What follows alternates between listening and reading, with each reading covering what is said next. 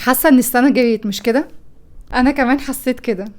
كنتي مخططه تعملي حاجات كتير من اول السنه، وقعدتي تقولي سنه كبيره، هعرف اعمل وهعرف اوصل للحاجات اللي انا عايزاها. عدى 6 شهور وفجاه حسيتي ولقيتي انه انتي ما عملتيش اي حاجه. مفيش اي حاجه. انتي فجاه وقفتي مكانك، ما عملتيش اي حاجه من اللي انتي كنتي مخططه لها. الحقيقه ان انا كمان حصل لي كده وحسيت بكده، عشان كده انا قررت اعمل الفيديو ده ليا وليكي. هلو، وحشتوني قوي بجد، وعارفه ان انتوا زعلانين مني عشان اخر يمكن فيديو نزلته كان قبل رمضان. يعني قعدت من وقت رمضان لحد دلوقتي ما نزلتش، وده غصب عني بجد، لان حصل لي حاجات كتير، تفاصيل كتير هبقى احكيها لكم ان شاء الله في الفيديو الجاي، لدرجه ان انا في حاجات كتير من احلامي نسيت ان انا كنت يعني مخططه ان انا اعملها وسقطتها للاسف. بس رجعت فوقت تاني وقلت ان انا لازم اجي افوقك انت كمان، علشان نعمل اي حاجه يمكن نلحق نعمل حاجه. هو انا فين دلوقتي؟ هل تقدري تسالي نفسك السؤال ده؟ هل كتبتي من اول السنه اللي انت عايز تعمليه، ليست كده باللي انت عايز تعمليه، خطه سنويه؟ هل عملتي ده؟ طيب لو عملتي ده، رجعتي وقفتي فجاه، وقفتي تماما بقى خالص، ولا كنتي يعني ماشيه على سطر وبتسيبي سطرين؟ محتاجه اعرف، ومحتاجه انت كمان تعرفي انت ايه اللي بطلتي تعمليه فجاه، وكان اول سنه عندك حماس كبير قوي انك هتعمليه وكنتي ناويه تعمليه وفجاه بطلتي. انا عايزاكي تكوني صريحه مع نفسك وتنزلي تجاوبيني في التعليقات. عايزاكي تسالي نفسك وتقولي طب انا ايه اللي وقفني؟ انا عملت ايه خلاني اتشتت؟ ايه اللي شتتني؟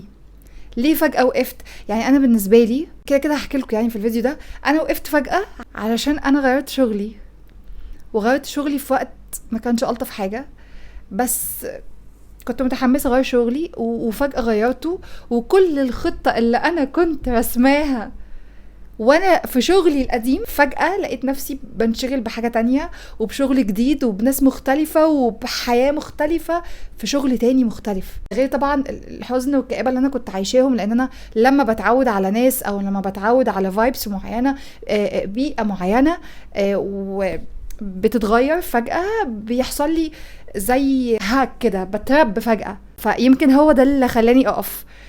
حاجات كتير بصراحة، وقفت فجأة من الجيم، ودخلت في دوامة الكسل والانشغال والشغل، لدرجة ان انا وصلت لنتيجة بجد وحشة قوي، ما احبش اوصل لها. يعني نتيجة وحشة في جسمي. انا اولا تخنت شوية، بس رجعت الحق نفسي. فاللي انا عايزة اقوله انه انا عايزاكي بس تفلتري كل الاحداث اللي حصلت لك، بس عايزاكي تفلتري اهدافك. ايه الاهداف اللي انت يمكن كملتي فيها شوية، ملتزمة بيها شوية، والاهداف اللي وقعت خالص منك.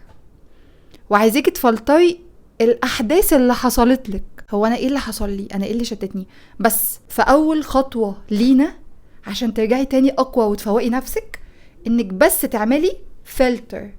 هتفلتري حاجتين: ايه اللي شتتك، تفلتري الاحداث اللي انت عشتيها، وتفلتري اهدافك. ايه الاهداف اللي انت بقى لازم تشتغلي عليها؟ انت مش هينفع تعدي السنه دي غير وانت واصله لها، انت هتقتلي عشان توصلي لها. كلامي هنا للناس اللي مخططه من اول السنه، الناس اللي بتمشي حياتها بالورقه والقلم. طيب لو انت من الناس اللي مش مخططه من اول السنه، ومش من النوع اللي بيخطط اصلا لحياته، فاحب اقولك ان فاضل بس 6 شهور على السنه 2025 تخلص. 6 شهور وهتفضلي محلك سر، ما بتعمليش حاجة، ما بتتقدميش في حياتك. 6 شهور ما بتعمليش فلوس. 6 شهور ما بتعمليش جسم حلو وشيب سكسي. 6 شهور ما بتتعلميش حاجة. 6 شهور انتي قاعدة زي ما انتي. ففوقي نفسك. بعد بقى ما تفلتري كل اللي انا قلت عليه ده، الاهداف والاحداث اللي شتتتك، هتعملي حاجة بقى مهمة قوي. هتسألي نفسك سؤال واحد، بس سؤال واحد: هل انا مهتمة اعمل 1 و2 و3؟ هل انا مهتمة اوصل ل1 و2 و3، ولا انا مش مهتمة؟ طيب لو لقيتي نفسك بترد وتقول تلقائي بدون تفكير انا عايزة اوصل ل1 و2 و3، دي احلامي ودي اهدافي ولازم اوصل لها وهوصل لها، يبقى انت كده في الحتة الصح. فتعالي بقى لو انت رديتي بالشكل ده، تعالي ندخل على الخطة اللي هترجع حماسك وهترجعك في ال6 شهور دول عشان تغيري العالم. اقولك على حاجة، علشان تحتلي العالم. انا خطتي في ال6 شهور دول احتل العالم، احط بصمتي وبس. اقولك على خطة من 6 نقط، 6 steps. لو عملتيهم اضمنلك هتلحقي ال6 شهور الجايين انتي مرتاحة وانتي مبسوطة وراضية. يلا بينا. اول حاجة مبدئيا كده انتي لازم تراجعي اهدافك تاني. فهترجعي تاني تفتحي النوت بوك بتاعتك او الكشكول او whatever اللي انا اتكلمت عليه في الفيديو اللي فات، شوفي الاهداف اللي انت كنتي كاتباها طول السنه اللي انت عايزه توصلي لها، وهتختاري بس 3 اهداف. ودي نصيحتي النهارده، 3 اهداف بس. ليه بقى 3 اهداف؟ ان 6 شهور انت مش هتلحقي تعملي غير 3 اهداف بس، او ممكن نقول هتحققي هدف او هدفين والتالت ده هتتعودي انك تعمليه عشان تشوفي نتيجته السنه الجايه مش ال6 شهور دول. فاهماني؟ سواء بقى في الشغل، في حياتك الاجتماعيه، في دراستك مثلا، لغه عايزه تشتغلي عليها، في صحتك وجسمك والشيب اللي عايزه توصلي له، في اي حاجه. عايزه تخططي انك تسافري على نهايه السنه، اعملي كده، اشتغلي على نفسك عشان تعرفي تسافري وتلاقي فرصه شغل وهكذا. بس ال3 اهداف بس هنشتغل عليهم. خطوه رقم 2، هتقسمي الاهداف بتاعتك لاقسام اصغر. تمام؟ كل قسم فيهم تمشي فيه بيبي ستابس، خطوات قصيره بسيطه عشان ما تحسيش انك بتعملي حاجه تقيله. لا. طب اديكي مثال. دلوقتي انتي بتفكري انك تخسي وحسيتي انك تخنتي قوي وعايزه ترسمي شيب سكسي، تعملي ايه؟ اولا الهدف ان انتي تخسي وتوصلي لشيب مثالي، فده الهدف الكبير. هنقسمه لاقسام. اول قسم الاكل، نهتم بالاكل. تاني قسم الرياضه، الجيم. تالت قسم النوم وجودته. رابع قسم الاسترس اللي احنا بنحط نفسنا فيه. طيب الاقسام دي هتخليها بقى بيبي ستابس.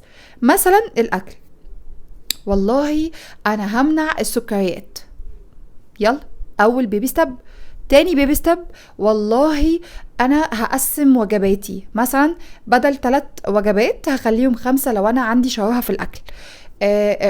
تالت ستيب والله انا هحضر وجباتي علشان ما لخبطش، وخصوصا لو البيت مثلا فيه حلويات كتير، فيه شوكليتس، فيه مش عارف ايه تخليني الخبط.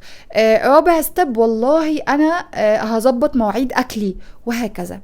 الرياضة نفس الكلام، انا هروح في وقت معين الجيم 3 أو 4 مرات في الاسبوع، وتخليه سبيسيفيك قوي يا جماعة. السبيسيفيك سواء في الوقت او في الحاجة مهم جدا وهيخلينا نوصل، لكن انك تسيبي الحاجة عايمة كده لا، مش صح. تالت ستيب، الستيب دي مهمة زي ما قلت المرة اللي فاتت او الستيب اللي فاتت، هنحدد لكل شهر هدف. يعني ايه؟ يعني مثلا شهر 7 والله انا اصلا عايزة اتعلم لغة، فانا عشان اتعلم لغة اللي هي الهدف الكبير ده، الهدف ده هيتقسم لكذا حاجة. طيب اللغة بتتكون من ايه؟ بتتكون والله من words و sentences و grammar. طيب انا والله وقع في الجرامر، فالشهر ده انا هشتغل بس grammar. شهر 7 مثلا هشتغل بس grammar. شهر 8 هتشتغل على حفظ الكلمات ومفردات جديدة وجمل جديدة وهكذا. فاحنا هنقسم الهدف الكبير لأقسام صغيرة. الأقسام الصغيرة هنمسك بقى كل قسم في شهر لوحده. رابع ستيب، التقييم. يعني ايه؟ يعني فاكرة النوت بوك اللي احنا كنا بنكتب فيها الأهداف بتاعتنا؟ نفس النوت بوك دي او نجيب نوت بوك تانية انا هكتب فيها يوميا تقييماتي، هكتب فيها اسبوعيا تقييماتي. والله الاسبوع ده انا اشتغلت في الجيم، نزلت حد 2 3 وما نزلتش خميس فانا قصرت.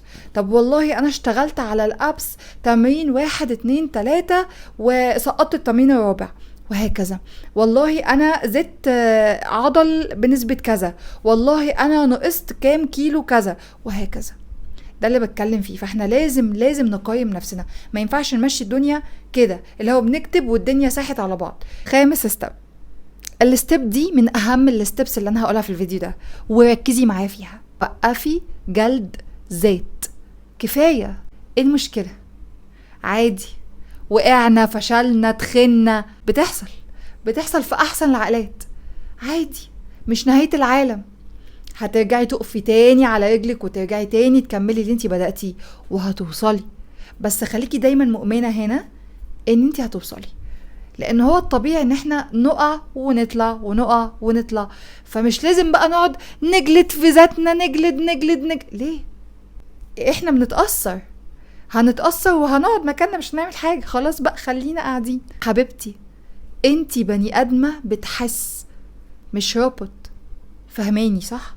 خليني بقى دلوقتي احكيلك انا حصل معايا ايه، واقولك اللي حصل ده خلاني اتعلم مجلدش ذاتي ومندمش. لانه اكيد اي ستيب انا باخدها حتى لو انا مش مخططه ليها كويس، وده غلط وده ما ينفعش، لازم اكون مخططه ليها كويس واكون عارفه انا الستيب دي هتوصلني لايه.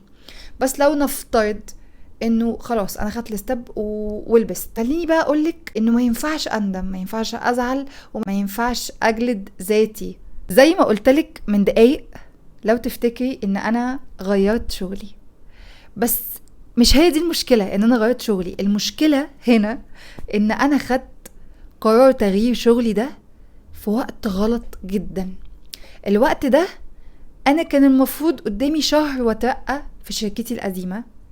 كنت هترقى في ديبارتمنت انا شاطرة جدا فيه، بس مش هو ده الديبارتمنت، او مش هو ده الفيلد مثلا، او الاندستري اللي انا عايزه اكمل فيها.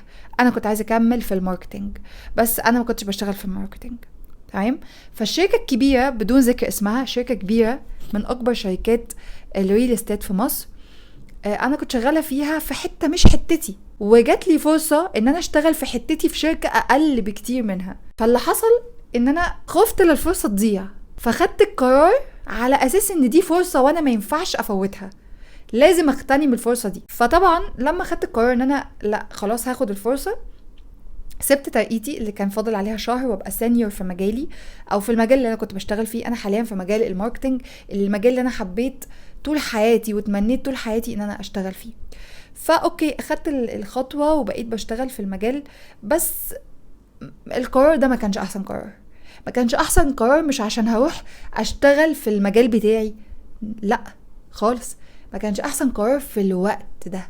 الوقت كان غلط، بس علمت ان انا مندمش، لان دي خطوة ربنا وفقني ليها. لو ما كانتش خير ليا ما كانتش هتحصل، وانا متأكدة ان هي يعني مرحلة انتقالية وهروح للحتة اللي انا استحقها. اللي انا عايزة اقوله هنا حاجة واحدة، انا عشان كنت صادقة مع نفسي ما فرقليش الترقية بتاعتي، الترقية اللي اكيد كان في ناس تانية كانت عينهم عليها، بس انا عشان كنت صادقة مع نفسي جدا، انا كل اللي فرقلي ان انا اشتغل في المجال بتاعي. فهي دي النقطة. وانا نصيحتي دلوقتي بعد الكلام ده كله انه بطلي تزعلي على اللي فات، بطلي تجلدي نفسك، وبطلي تندمي. لما تقعي اعرفي وتأكدي انك هتقومي، بس انتي حاولي تفوقي نفسك اول باول. طيب السؤال هنا، انا ازاي هرجع شغفي وحماسي تاني عشان ارجع ابدأ من جديد، او حتى ارجع اكمل على اللي انا كنت بادئه فيه وسبته؟ انا دلوقتي هطلب منك انك تعملي بس 3 حاجات مش اكتر. اول حاجة عايزاكي ترجعي تفكري نفسك بنجاحات زمان.